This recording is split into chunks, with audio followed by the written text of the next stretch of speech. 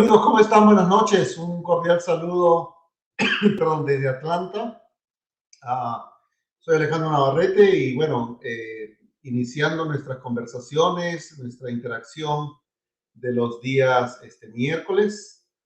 Bienvenidos y bueno, estamos atentos acá a las preguntas que ustedes puedan querer hacernos. El día de hoy vamos a conversar sobre un tema quizás polémico de alguna manera. La vez pasada estaba conversando con un amigo y él me decía, oye, esto de predecir el divorcio, ¿en realidad es posible o no es posible? ¿Verdad? La, la posibilidad de poder saber si una pareja se va a divorciar. Um, ¿Es algo que en verdad funciona o es algo que pues es pura propaganda, me decía él, ¿verdad? Y yo creo que sí, o sea, en verdad las investigaciones en parejas pues concluyen de que las parejas que se van a divorciar suelen repetir estas 6 conductas de las cuales vamos a hablar el día de hoy.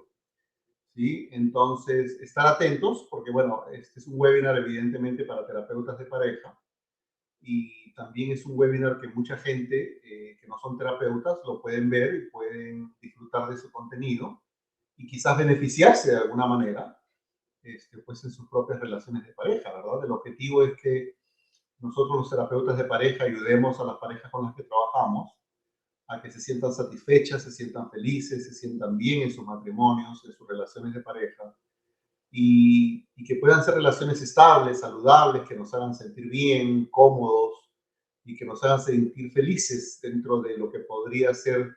Sé que para cada persona el término felicidad puede sonar diferente, pero estar bien en una relación de pareja, ¿verdad? Entonces, ver sus parejas que de alguna manera pues no funcionan, podríamos decirlo así, parejas que no se sienten bien, parejas que se sienten descontentas, se sienten solas, relaciones tóxicas que nos enferman, ¿verdad? Y que no solamente nos enferman a nosotros, pero a veces que las parejas tienen hijos, suelen enfermar también a todos los miembros de la familia, ¿sí?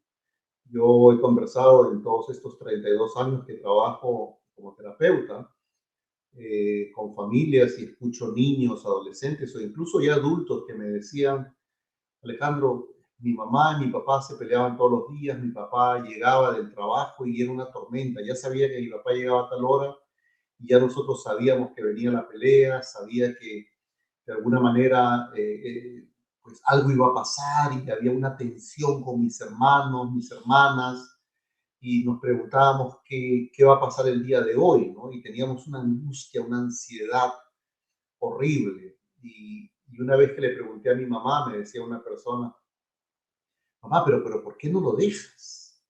¿Por qué no dejas a este hombre que es abusador, maltratador, que abusa de ti? Entonces la mamá le dio una respuesta que quizás muchas personas suelen usar de una manera bastante simple. Bueno, que lo que pasa es que lo hago por la familia, lo hago por ustedes. Y muchas parejas se quedan juntas pensando en el bienestar de los niños, que piensan que si van a estar juntas es mejor para los niños.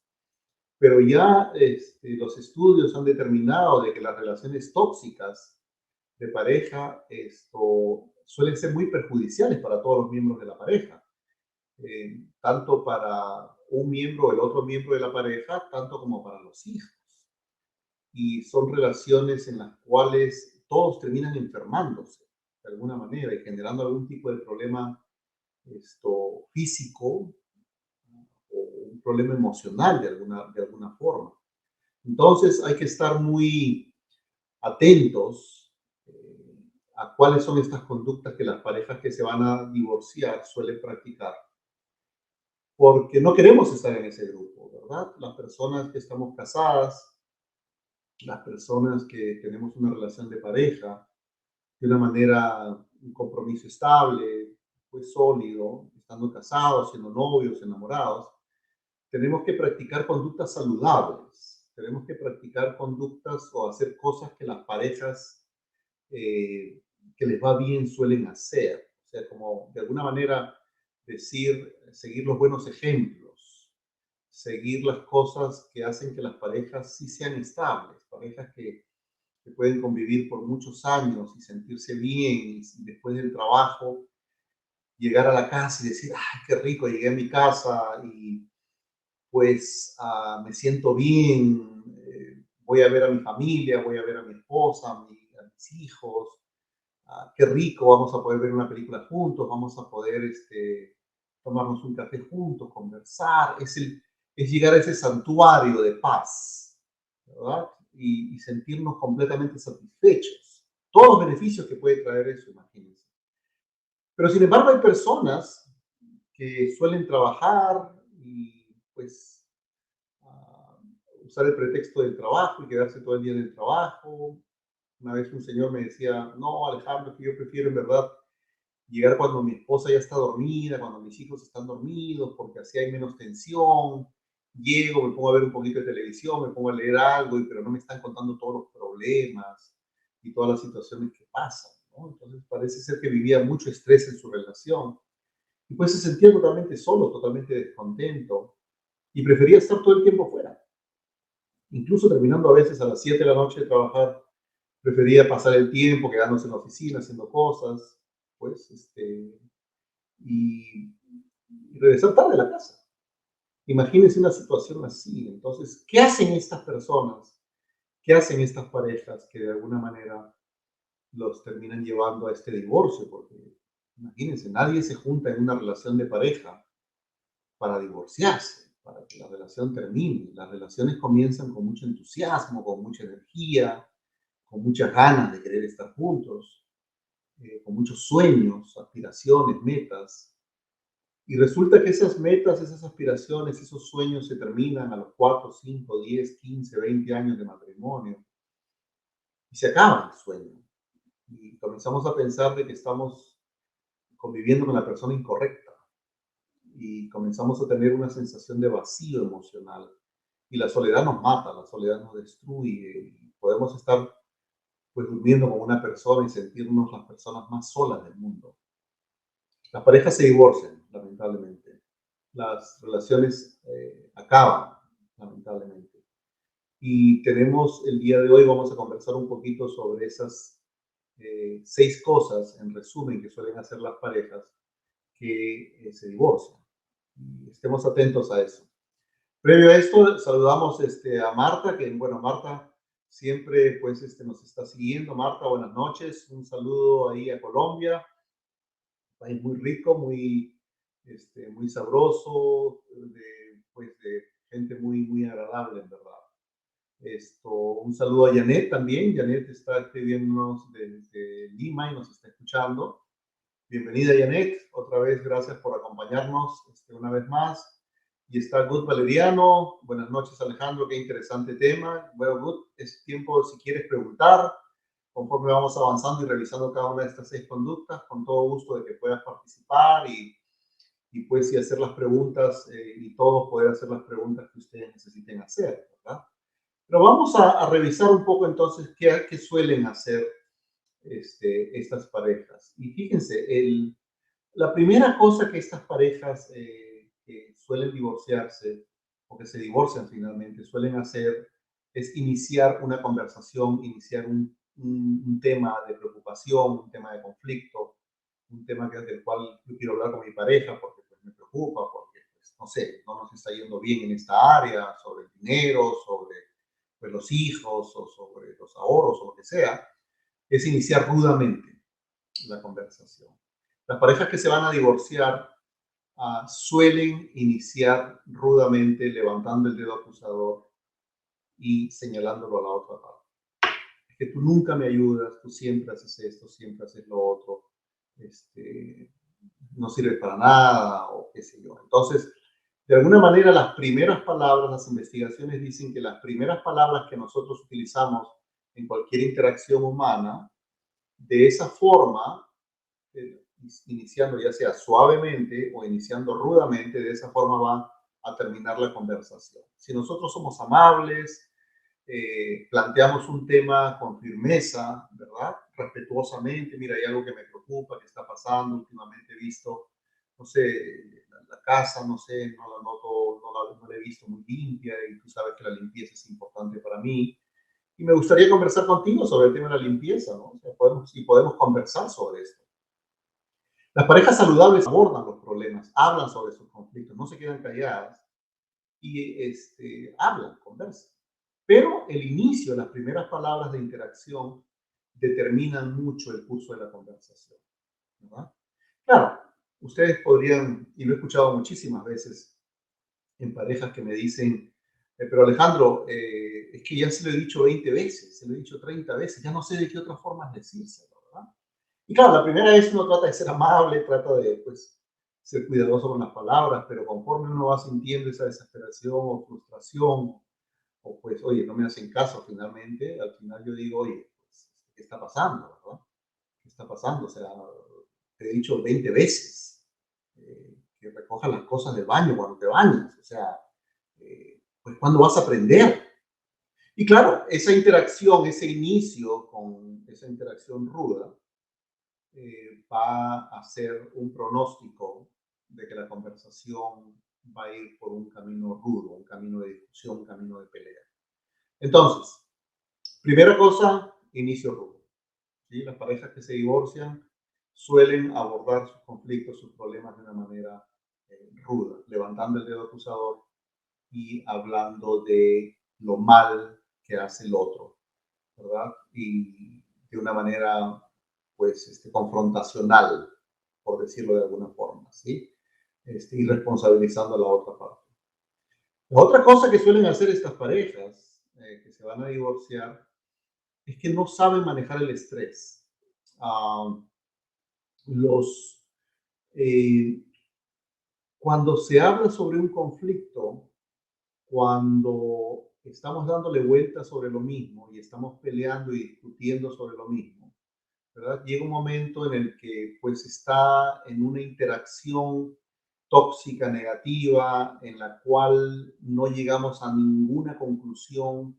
Yo estoy dando mi punto de vista, yo estoy argumentando cuál es mi posición, pero tú lo que haces es rebatir o debatir conmigo y decir, sí, pero él es así, Alejandro, también es de esta otra forma, pero es que no, o sea, como tú tienes razón y siempre tienes la razón, y yo nunca tengo la razón y por más que yo pues converse contigo y exponga mi posición, pues estamos en una interacción en la que nunca se puede hablar porque pues yo hago esto, tú yo también hago esto, pero ¿por qué tú no? Entonces en esa interacción negativa hay tanta frustración, hay tanta negatividad en esa carga emocional a la hora de hablar un problema, que ocurre algo interesante, o sea, nos llegamos a un punto en el cual sentimos como que vamos a explotar y nos inundamos fisiológicamente.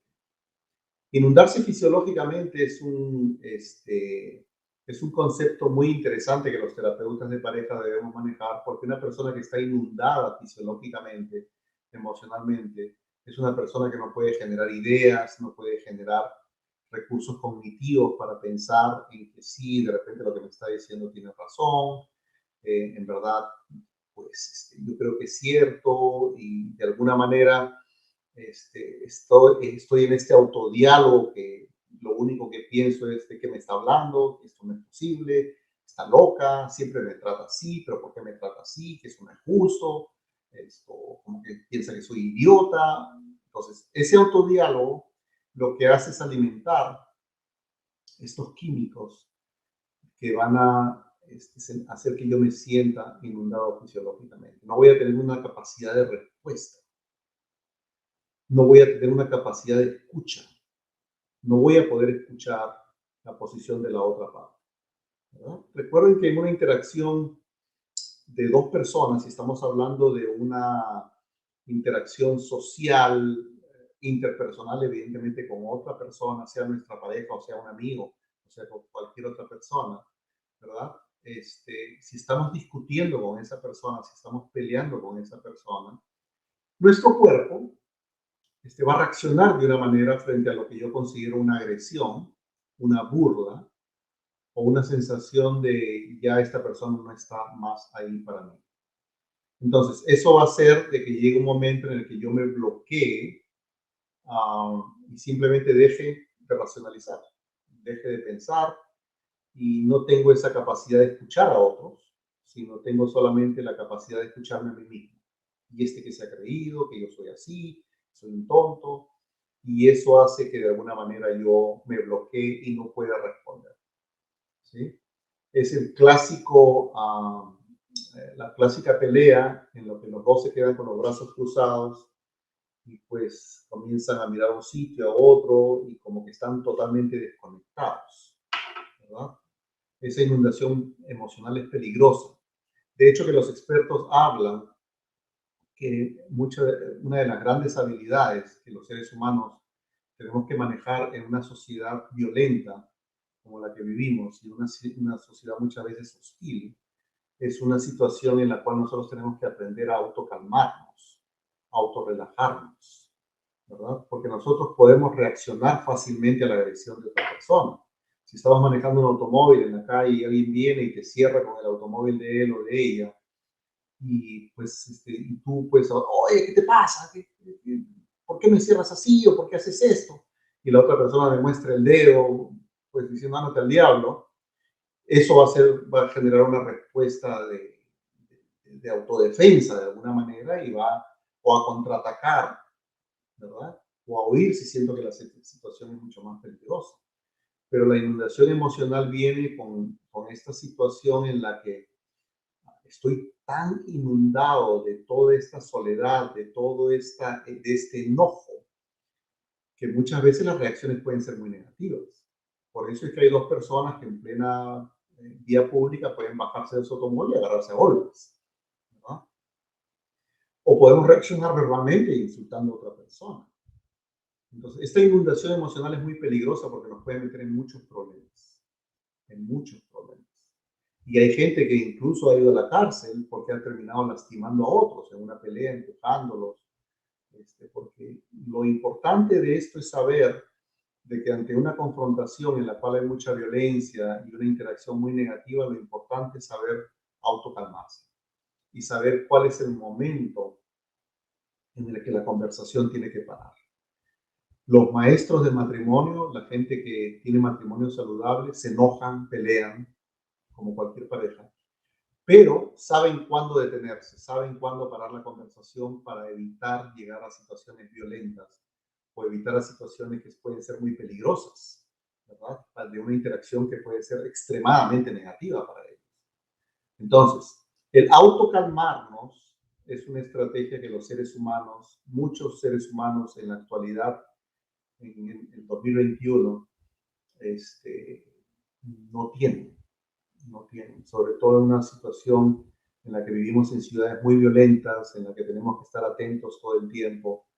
Es muy difícil autorrelajarnos, pero en una relación de convivencia, en una relación de pareja, tienen que ser conscientes que la inundación emocional se queda cuando desarrollamos estas hormonas, estos químicos que nos ponen furiosos, ¿verdad? Y no podemos responder. Es importante que sepan que los cuerpos, para poder calmarse, ¿verdad?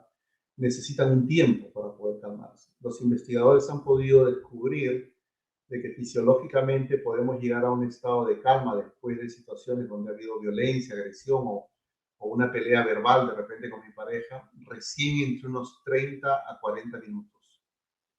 Y básicamente de hacer cosas que funcionen para autocalmarse.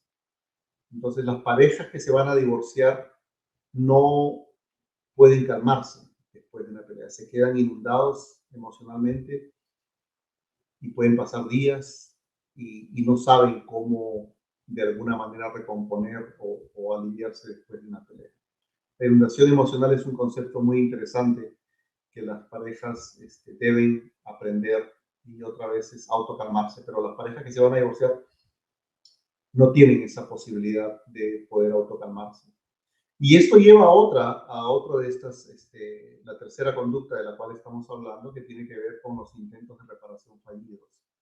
Los intentos de reparación fallidos, las parejas que se van a divorciar, por más que uno de los dos haga un intento de poder amistarse, de poder pedir perdón o de poder decir, oye, ya, pues mi amor, mira, ya hemos peleado demasiado, pero la otra persona sale con, que tú siempre es lo mismo, nunca vas a cambiar, eres así y en verdad no, al final no sé para qué estoy contigo y cosas así. Entonces los intentos de reparación, cualquier intento de reparación, cualquier intento de amistarse otra vez, fracasa.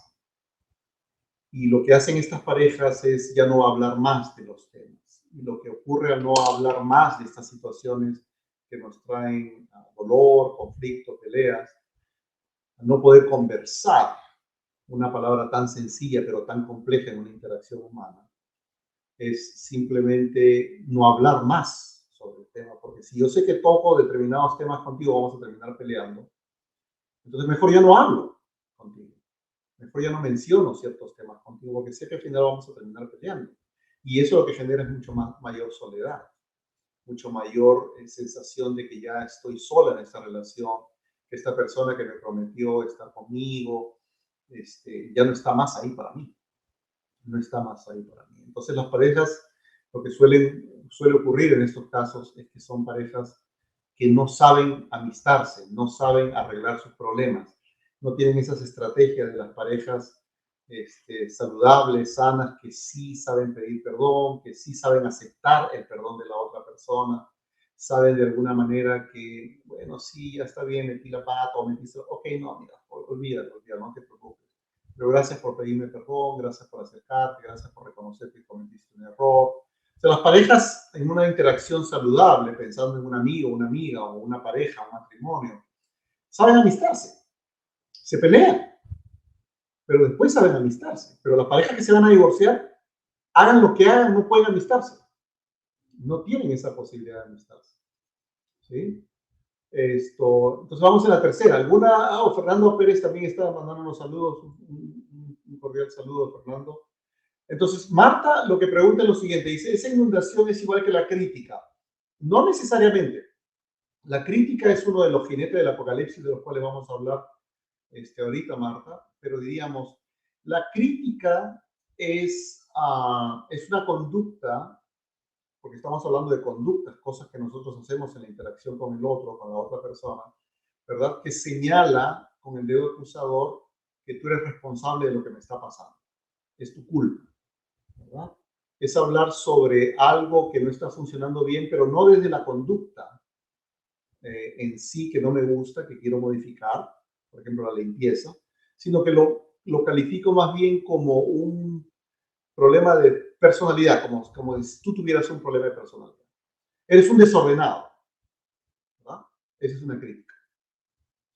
Esto es diferente decir, necesito que me ayudes con la limpieza, ¿verdad? Hemos conversado sobre lo que significa limpieza, lo que necesito con respecto a hacer con la ropa sucia, ¿verdad? Y es definir conductas. Pero la crítica habla de un defecto del otro como personalidad, como si el otro fuese defectuoso, y usa el dedo acusador. La inundación emocional viene evidentemente después de que se ha iniciado esta conducta de crítica, esta conducta del dedo acusador. Oye, pero ¿por qué me dices a mí? ¿Cómo que no te ayudo en la limpieza? ¿Cómo que nunca te ayudo? La semana pasada no barrí.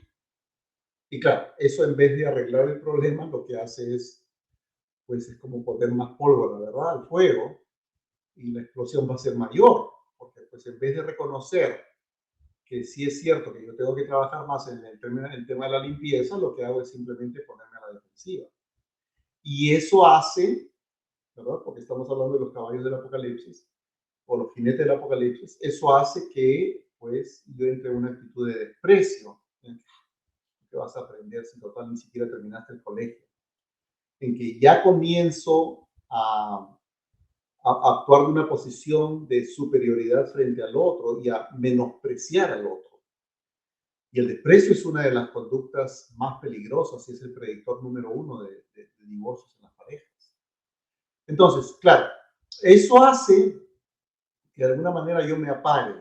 Ha habido tantas peleas, tantas interacciones, tantas echadas de culpa, tantos que tú, que yo, que esto, que el otro, que simplemente lo que yo hago es, pues, ¿sabes qué? Mejor no digo nada. Ya, okay. Haz lo que tú quieras. Haz lo que tú quieras. Ese haz lo que tú quieras no significa, ok, bueno, ya comprendí que pues para ti es importante dejar la ropa tirada en el suelo, ¿verdad? Ese haz lo que quieras, vete al diablo de alguna manera, ¿verdad? Y eso hace que mande todo al diablo y yo entre en este proceso de inundación emocional.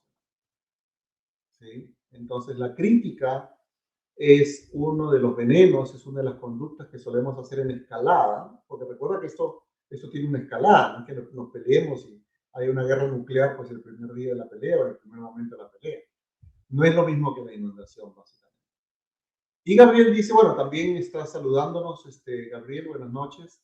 Y si hay alguna otra pregunta, claro, anímense a hacer sus preguntas y a discutir un poquito sobre esto, porque pues es interesante, porque de alguna manera los terapeutas tenemos que observar estas conductas y que tan frecuentemente se repiten y que tan severamente se presentan en las personas.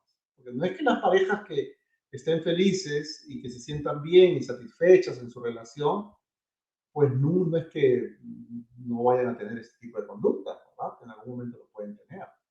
Entonces, es esto lo que decíamos los 4 jinetes del apocalipsis, Marta, que estábamos hablando hace un momento, que es esta conducta de crítica, en que en una discusión, en un conflicto, es fácil levantar el dedo acusador y decir, es que es tu culpa, tú nunca me ayudas, es que tú siempre haces eso. Y otra vez, eso levanta el dedo acusador de tal forma que lo que hace no es que el otro responda. Y claro, podría decir, ok, aceptar influencia y decir, sí, bueno, sí, yo creo que tienes razón, yo creo que tengo que trabajar más en mi orden, ¿no? Sí, tengo que trabajar más en los ahorros, porque pues sí, soy gastador, es cierto, pues sí, mi amor, sí, yo creo que tienes razón. Eso no ocurre en las parejas que se van a divorciar. Las parejas que se van a divorciar es, ¿cómo que no ahorro? ¿Cómo que soy gastador? ¿Y tú también no gastaste la vez pasada y no te compraste una cartera de, no sé, de $400? ¿Tú también no hiciste eso la semana pasada y solamente me acusas a mí? Nada más. Y claro, y comienza ese tonito de voz, comienza esa interacción, esos dardos venenosos que van de un lado a otro, que esa es la crítica. Y el otro jinete del apocalipsis es la actitud de defensa, ¿verdad? ¿Cómo que yo soy gastador? Tú también eres gastador. O sea, en vez de decir, sí, yo creo que tienes razón, debería yo trabajar más en mi compulsión por comprar, yo creo que debería decir algo así, así se calmó las cosas, pero como no acepté mi responsabilidad, lo que hago es defenderme y contraatacar, porque claro, me atacaron, yo sentí el dardo, no, a mí no me vas a tratar así, porque tú también haces lo mismo, y pum, mando otro dardo, y ahí comienza el ciclo de la pelea, en el que los dos comenzamos a atacar. Eso lleva a tal desesperación, eso lleva a tal frustración, a tal sentimiento de soledad, que recuerden, la soledad hace que yo actúe de una manera agresiva e impulsiva. ¿Sí? Es esa sensación de abandono lo que hace que yo reaccione de una manera exagerada o de una manera agresiva. Y en parejas disfuncionales, en parejas que se van a divorciar, aparece el desprecio. El desprecio la, diríamos, es la conducta más peligrosa que ustedes puedan ver. Tú eres un hijo de P. Tú eres un maldito. No sé en qué hora naciste, ¿verdad? Eres un idiota, ¿cuándo vas a aprender? Ese tipo de conductas nunca y nunca se da en parejas saludables. Nunca. Esa superioridad o ese gesto en el que uno mira y dice, oh, ese tipo de conductas que se llama desprecio en esta descripción de los jinetes del apocalipsis, nunca se da en parejas saludables. Nunca. Y si alguna manera se da, y si alguna vez se da, pueden reparar automáticamente y decir, oye, perdón, te dije algo terrible. Las parejas saludables pueden retroceder, pero las parejas que se van a divorciar no retroceden. Y es más, es una conducta que se hace frecuente. Si hay ese tipo de intercambio de superioridad de uno sobre el otro, esa es una muy mala señal en un matrimonio, en una relación de pareja. ¿Sí? Entonces, esa conducta es muy peligrosa, el desprecio. Y lo que conlleva a esta, diríamos, amurallamiento que le llamábamos. Este amurallamiento hace que yo me desconecte de... Ya no quiero hablar, agarro el control remoto, me pongo a ver televisión, hago alguna cosa u otra. No, ¿para qué hablar? Mejor no hablo, mejor no digo nada. En verdad no vale la pena seguir hablando. Y te ignoro completamente. Es ignorar completamente es muy peligroso también, no significa cuando digo, sabes que ya mejor no quiero hablar contigo. Y voy y me encierro en mi habitación, me encierro en el baño, pero muchas veces la otra parte no comprende de que yo necesito un espacio para poder calmarme, sino lo que hace es me sigue, pero habla, pero dime, pero ¿por qué te quedas callado? ¿Pero por qué no me dices nada? Es como que no te importa, y a veces tú siempre es lo mismo. Y esa conducta se repite y se repite y se repite. Y al final, las peleas no llevan a nada, no llevan a nada. Entonces, estos jinetes del apocalipsis es una interacción muy peligrosa que hace que evidentemente las relaciones terminen en una frustración horrible. Otra de las cosas que suelen repetir o las conductas que suelen repetir, hoy Marta dice súper claro, claro, gracias, gracias Marta. Otra conducta que suelen repetir estas parejas es el hecho de que ocurren siempre malos recuerdos. Recuerden que una de las cosas que hacemos los terapeutas en la primera sesión siempre es hablar sobre la historia de ellos. Cuando una pareja te cuenta su historia, sus inicios, sus aventuras, las locuras que hacían cuando eran novios, las travesuras que hacían y te lo cuentan pues como chiquitos que están ahí contando sus aventuras y se pueden conectar emocionalmente y pueden hablar con mucha naturalidad de las cosas buenas y lo que vienen son buenos recuerdos y que hicimos esto y que bailamos aquí y que nos tomamos nuestros tragos aquí, que hicimos esto, o sea, comienzan a hablar sobre la diversión, sobre el espíritu aventurero que tenían y todas esas cosas. Eso se llaman buenos recuerdos, definitivamente. Pero una pareja que se va a divorciar es una pareja que no puede recordar cosas buenas, no conectan con buenos momentos de su historia. Y pueden ser parejas que tienen 2 años de novios, o pueden ser parejas que tienen 30 años de novios, de casados, de relación, y no traen buenos recuerdos. Las parejas que se van a divorciar suelen hablar de todo lo malo que pasa entre ellos y no suelen hablar de cosas buenas que pasan entre ellos. Entonces, terapeutas, cuando ustedes le pregunten a una pareja, cuéntenme un poquito sobre el inicio de su relación, cómo les fue, qué recuerdan de su relación y que comiencen a hablar mal, todo lo mal que hizo el otro, todo lo mal que hizo la otra parte y no hablan de cosas buenas y que todo lo que viene a la mente simplemente son las cosas negativas y todas las cosas que les gustaron en la relación, esa es una señal muy mala. Es una señal muy, muy, muy mala. ¿Sí? Entonces, malos recuerdos es otra de las conductas, es la quinta conducta que suelen practicar estas parejas que se van a divorciar. Y por último tenemos el lenguaje corporal. ¿Sí? El lenguaje corporal tiene que ver muchísimo con la forma como nosotros reaccionamos cuando las parejas pelean. ¿Sí?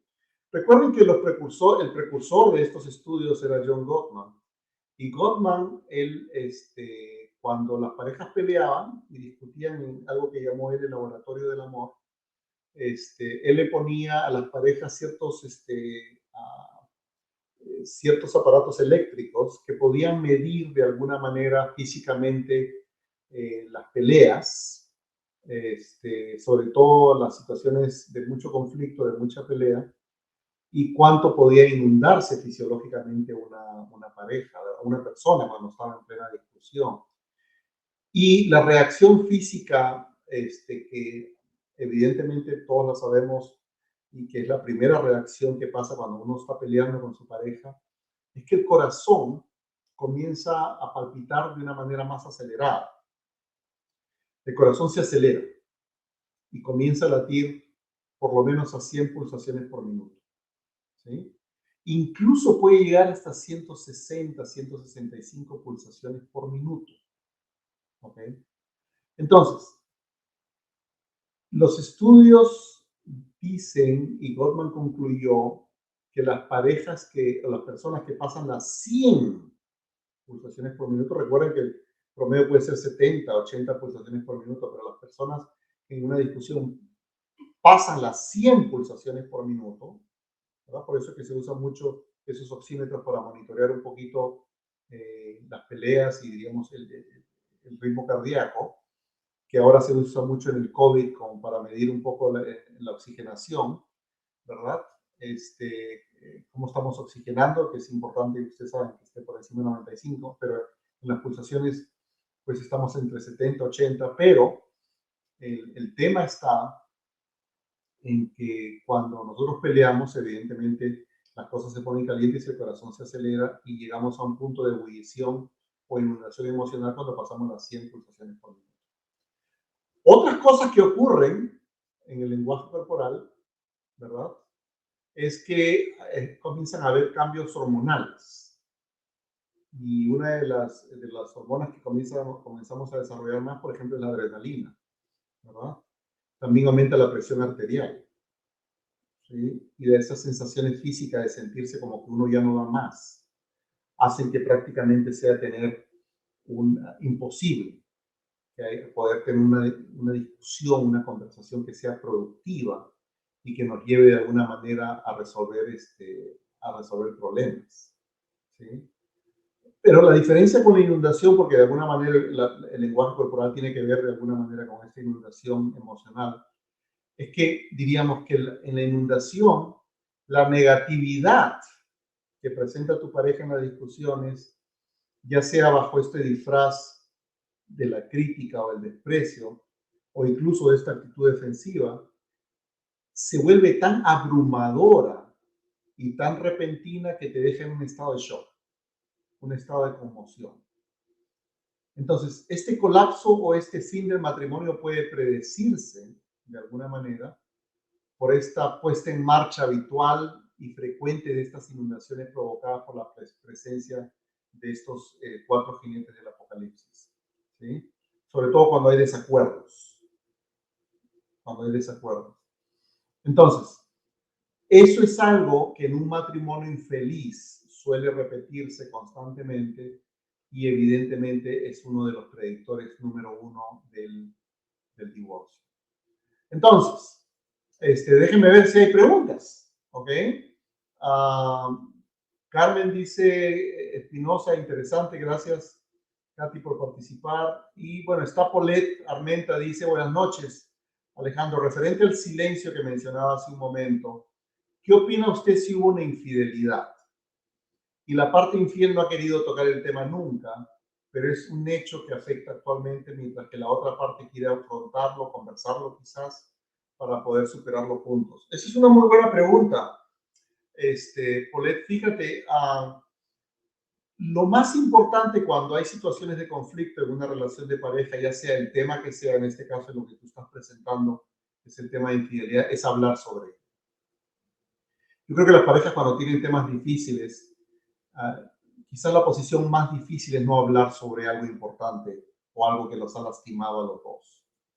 Entonces ya las investigaciones dicen que en relaciones de pareja es importante hablar de las cosas y de los conflictos y de las situaciones que nos han lastimado o han lastimado nuestra relación. No quedarse callados, ¿sí? Porque quedarse callado, lo que ocurre en el tiempo es que genera una sensación de impotencia de no poder hablar con tu mejor amigo, con tu mejor amiga, ¿sí? Y lo que va a ocurrir en ese tiempo es una sensación de soledad, una sensación de que tú ya no eres parte de mi equipo, que tú ya no estás ahí para mí. La infidelidad lo que hace es destruir la confianza. Cuando se descubre una infidelidad, tú descubres que la persona con la que estás casado, la persona con la que tienes una relación, es una persona que de alguna manera es desconocida para ti, ¿verdad? Es muy difícil que tú digas, no, yo estoy casado con un hombre que es infiel, yo sé que la mujer es, ¿verdad? En los matrimonios saludables uno tiene confianza y sabe de que las reglas de la relación se respetan, se cumplen, ¿verdad? Y yo confío plenamente en mi pareja. Entonces, pero en la infidelidad, cuando se descubre esa infidelidad, resulta de que esta persona que yo pensé que era la persona que, pues, que había conocido total, terminó siendo una persona totalmente desconocida para mí, ¿verdad? Entonces, lo que recomiendan los expertos, sobre todo para trabajar el tema de infidelidad, es hablar sobre las situaciones de la infidelidad, sobre lo que ocurrió en la infidelidad. Pero lo importante es definir un poco las preguntas de qué es bueno preguntar ante las situaciones o por qué ocurrió la infidelidad. Como cosas así como si te enamoraste, hicieron planes juntos, por qué crees que nos ocurrió esto. Lo que no es bueno preguntar es sobre situaciones específicas de lo que ocurrió, ¿verdad? Puede preguntar si hubo sexo, claro que es válido preguntar si hubo sexo, pero no detalles sobre pues, lo que ocurrió en el sexo con el amante, ¿verdad? Por eso es que las infidelidades donde se descubren los videos del esposo teniendo sexo con otra mujer o la esposa teniendo sexo con otra persona, pues son devastadoras, ¿verdad? Entonces, pero básicamente muchas veces las personas piensan que mejor es ya no hablar sobre el tema y así el tema con el tiempo se va a olvidar. Pero en situaciones de infidelidad en las que uno fue el que rompió las reglas y que causó el dolor, eso complica mucho más las cosas porque la persona que fue engañada, de alguna manera, es la persona que necesita respuestas, que necesita de alguna manera retomar esa confianza y saber de que, bueno, si voy a quedarme en esta relación, nunca más me vas a volver a engañar. ¿Cómo puedo volver a confiar en eso? O que eso va a ser así, ¿verdad? Entonces es importante hablar y cuando tú trabajes con parejas que de alguna manera han vivido infidelidad, es importante que se hagan las preguntas pertinentes. En la página web del Instituto de Consejería de Atlanta, que se llama Counseling Institute of Atlanta.com, ahí hay una opción en la sección español que dice lecturas. La página está en inglés, pero hay una opción para ver la página en español, que hay una lectura que en algún momento escribí muy pequeñita que se llama Preguntas para hacer en situaciones de infidelidad. Sobre esas preguntas deberían conversar ellos, pero lo importante es conversar sobre eso, ¿verdad? Pero es un tema complicado de la infidelidad. De hecho, que tenemos varios webinars sobre infidelidad y ustedes pueden consultar con nosotros por si acaso.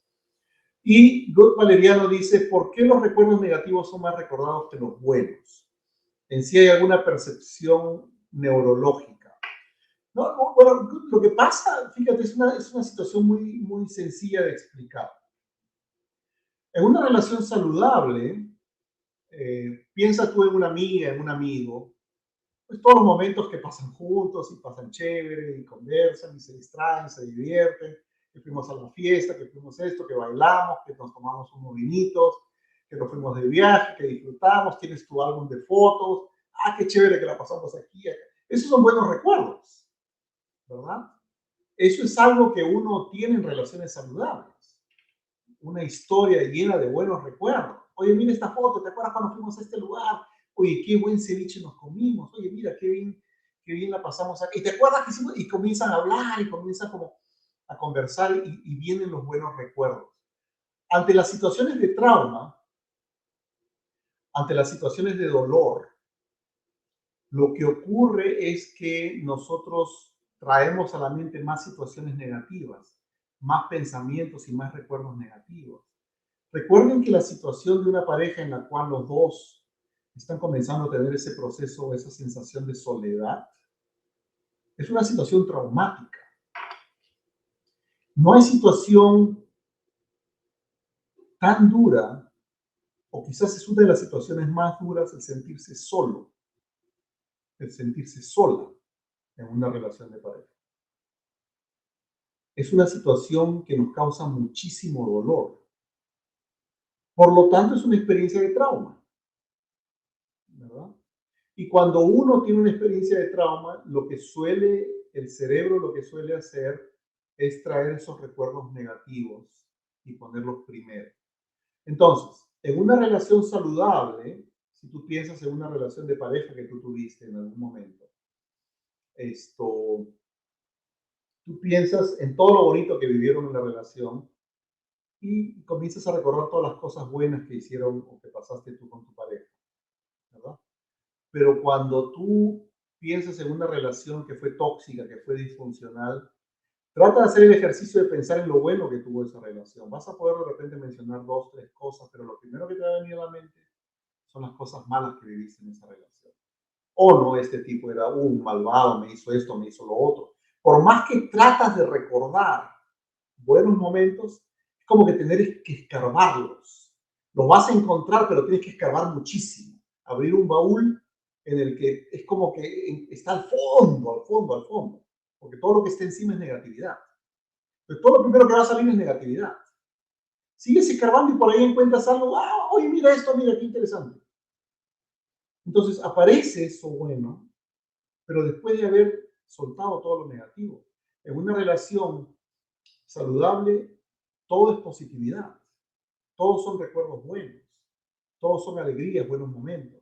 En una relación tóxica, todos son momentos de tristeza, de dolor, de soledad, de alejamiento, de no respuesta a mis necesidades, de esa falta de conexión emocional. Recuerden que esta palabra conectarse emocionalmente es fundamental en una relación de pareja, en que yo siento que tú eres parte de mí y yo soy parte de ti, que somos parte de un equipo. Cuando tenemos esa sensación de soledad, es esa situación que nos causa muchísimo dolor y hasta cierto punto puede convertirse en una experiencia traumática. La soledad causa trauma. Por eso es que ante un efecto de soledad y un efecto en el que la negatividad se impuso más, ¿verdad? Sobre la positividad, es muy difícil revertir la posición. Por eso es que las parejas, hay una alta correlación entre lo que es asistir a terapia de pareja y divorcios. ¿Por qué? Porque muchas parejas asisten a terapia de pareja cuando es demasiado tarde y piensan que milagrosamente las cosas se van a resolver. Hay investigaciones que dicen que las parejas se demoran entre 6 y 7 años en buscar ayuda desde que comenzaron los problemas. Entonces pensamos que estas cosas se van a ir automáticamente. Pensamos que nos vamos a olvidar de las cosas malas. Pero lo que ocurre con el tiempo es que las cosas malas y los malos recuerdos comienzan a sobresalir primero y resulta que la parte buena y los buenos momentos comienzan a pasar a un estado casi oculto en el que ya no pensamos en las cosas buenas.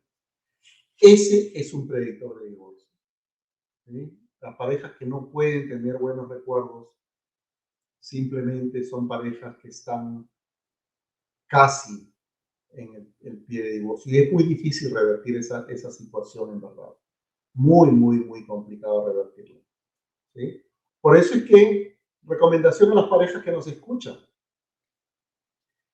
Hay sensación de soledad, sienten que los temas de discusión no llegan a ningún arreglo, las peleas aumentan y comenzamos a observar muchas de estas conductas de las cuales estamos hablando el día de hoy. Busquen ayuda, busquen ayuda, porque lo más probable es que con los años terminen divorciándose. Sí se repiten mucho estas conductas, evidentemente. ¿Y se pueden rescatar las relaciones? Claro que se pueden rescatar.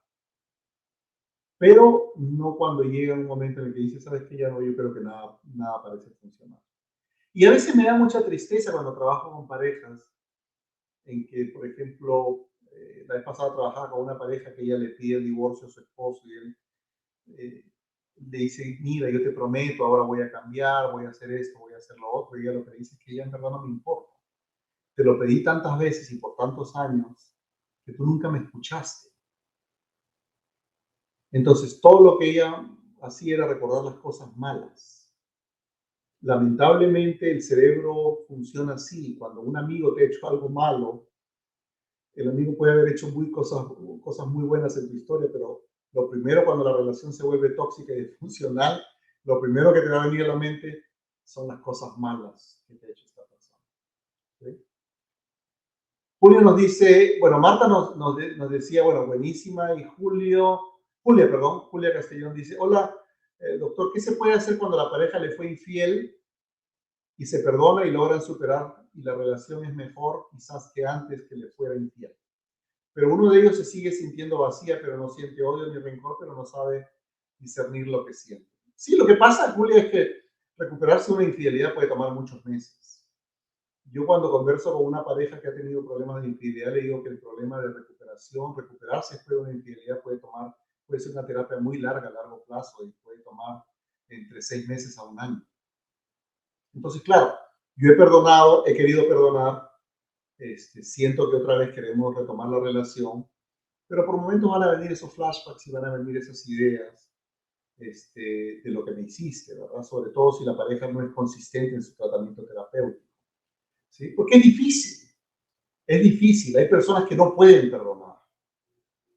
Yo he visto a veces, en la mayoría de casos que he trabajado con casos de infidelidad, he visto seriamente que hay un intento sincero de cambio, de mejorar, de ser fieles, de poder ser sinceros esta vez. Pero muchas veces la parte que fue engañada queda tan lastimada que no tiene esa posibilidad de perdonar, ¿no? Entonces, en terapia de pareja hay muchas posibilidades de poder recuperarse, pero en algún momento vamos a repetir uno de los webinars que hemos hablado sobre infidelidad. Y creo que, Julia, tu pregunta va a caer mucho, mucho mejor ahí porque vamos a dedicar unos espacios a hablar más de infidelidad, porque muchas parejas, y recibo muchos mensajes y muchas preguntas en los chats que tenemos, porque recuerden que tenemos un chat en el que ustedes pueden participar gratuitamente, ¿verdad? Sobre el tema de infidelidad. Entonces, yo creo que sería un tema importante, pero básicamente, sí se puede perdonar, claro que sí, pueden hacer que la relación sea mejor, claro que sí, sí, ok, pero muchas veces esta sensación de vacío que tú describes, Julia, puede repetirse y puede venir de vez en cuando, ¿verdad? No se siente ese odio, ese rencor, pero esa sensación de vacío que implica que la confianza no se ha reconstruido del todo, ¿sí? Y puede haber quizás ese temor de que me vuelvan a engañar, ¿no? Y Good dice, de repente los recuerdos positivos son uno de los factores porque las personas dependientes emocionalmente se nublan para no dejar una relación inestable. Es complicado, en verdad. Muchos terapeutas hablan de una personalidad dependiente, ¿verdad?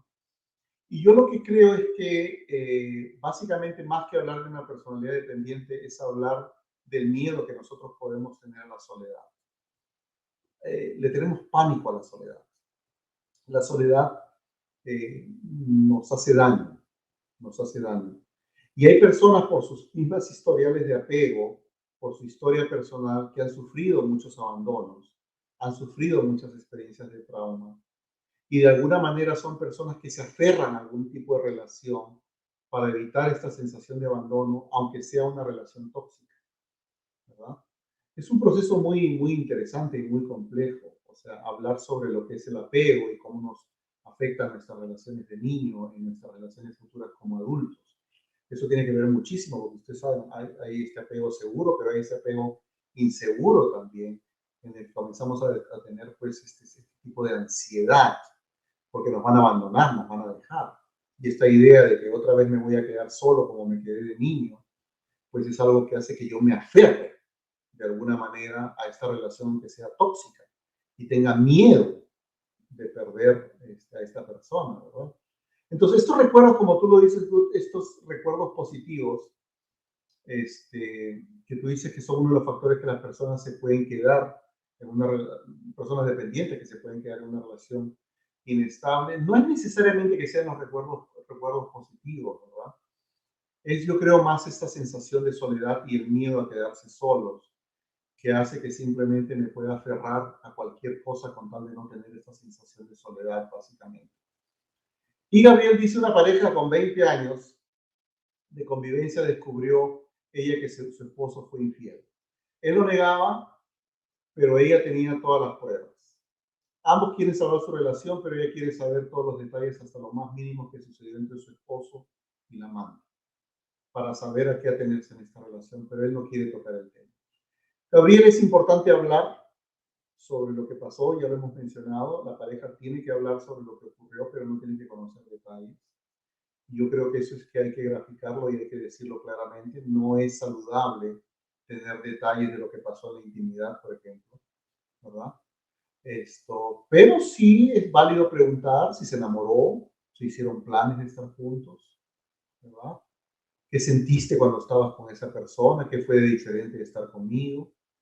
También es válido preguntar de alguna manera. Pero como te digo, Gabriel, como mencionaba anteriormente, yo creo que vamos a poder hacer todo un webinar completo sobre esto de infidelidad, porque veo que hay muchas preguntas y mucho interés sobre el tema, básicamente, ¿verdad? El tema de hoy es básicamente hablar sobre estas conductas que son predictores de divorcio. Pero sí, a veces yo lo que le digo a las parejas que son infieles, si él cuenta una historia o ella, la persona que fue infiel, cuenta su historia, y es su historia, ¿verdad? No hay forma como obtener toda la historia verdadera, si es verdad o no. Es un poco difícil trabajar el tema de infidelidad. Y Marta dice, Alejandro, como siempre, un gusto escucharte, aprender y recordar que trabajar con parejas es un arte que se debe manejar con mucha responsabilidad. Gracias por esa forma de decirlo, Marta, lo has dicho de una manera muy, muy clara. En verdad lo aprecio mucho. Y yo creo que tenemos los terapeutas que mejorar, aprender, capacitarnos. Y bueno, tengo la posibilidad ahora de comunicarme con ustedes a través de este medio mágico que es el Facebook y YouTube. Y pueden ver los videos y de alguna manera compartirlos. Si ustedes piensan que este webinar les gustó, compártanlo con sus amigos, sus amigas, compártanlo con parejas que ustedes conozcan o con terapeutas que ustedes conozcan. Todos los miércoles estamos acá para poder conversar con ustedes y que ustedes se puedan beneficiar y yo también crecer de las preguntas y la interacción que ustedes tienen conmigo. En verdad lo aprecio muchísimo. Los invitamos a participar en nuestro grupo de WhatsApp otra vez y en nuestras formaciones que nosotros damos también para terapeutas de pareja. ¿Sí? Y cualquier cosa, pues hacer las preguntas que ustedes consideren pertinentes. Recuerden que también los he invitado a que ustedes puedan conversar conmigo en vivo y hablar sobre un determinado tema, ¿verdad? Y un tema que ustedes manejen. Y conversar, porque yo creo que el hecho de que yo comparta lo que he aprendido en todos estos años y el hecho de que ustedes también puedan compartir lo que ustedes han aprendido puede beneficiar a otras personas.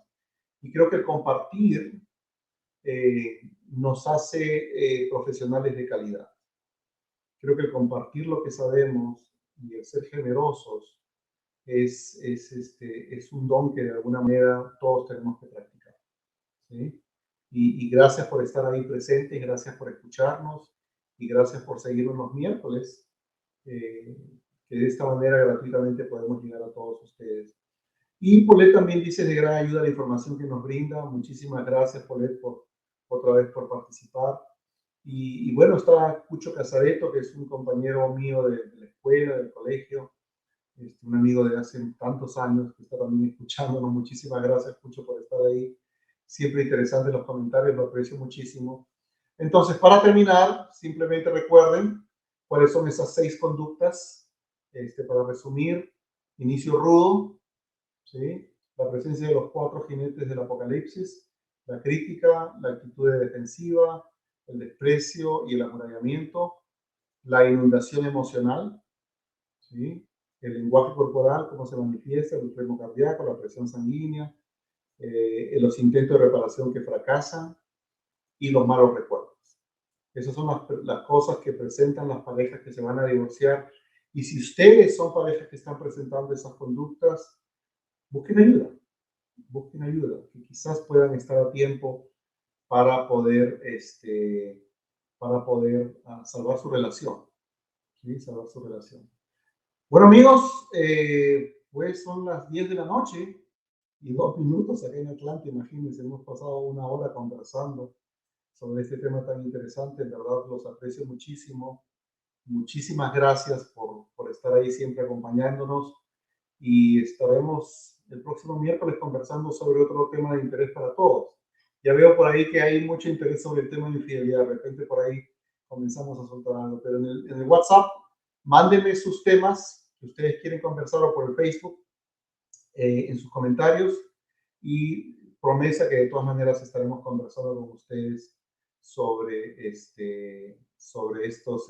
estos temas, básicamente. ¿Ok? Muy bien, entonces terminamos. Hasta la próxima. Cuídense. Muchas gracias.